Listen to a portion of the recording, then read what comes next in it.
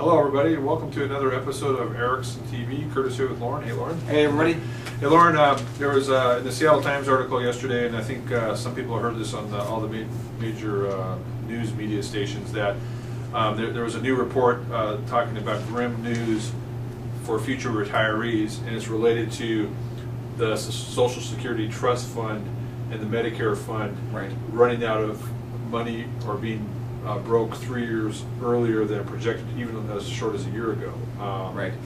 So what they're saying is that unless something changes, if everything goes as it's going right now, the Social Security Trust Fund will be broke by the year 2033, and the Medicare will be in the red in 2024. So, what are the ramifications of that? The ramifications? Well, you know, I think that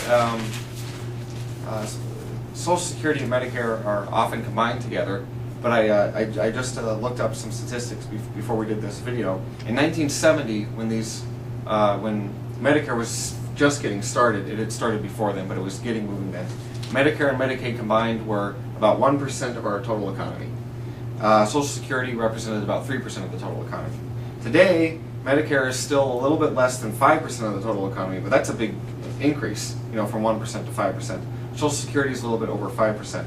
By 2040, Medicare is expected to be over 10% of the economy, and Social Security is still expected to be a little bit over 5%. That's big. That's big. That's a big number. When I look at that, you know, I think that the problems with Social Security can probably be solved. I mean, we'll raise the benefit age, which we've already done, and the cost of living adjustment that you get in Social Security used to be a little bit lower than it is now. It used to just be related to the rise in prices generally. Then they changed it to be related to the rise in wages. I think they'll change it back. Medicare, though, I'm not so sure about. Yeah. I mean, growth from 1% of the economy to 10% of the economy is huge. Something is going to have to change in a really big way when it comes to Medicare.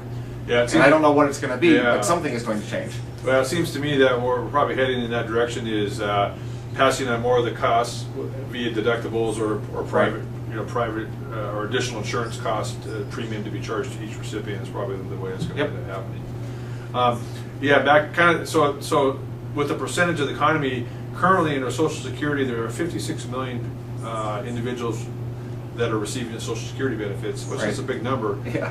But the interesting thing is the average benefit for retirees is about $1,232 a month. Which isn't much. Yeah, very much.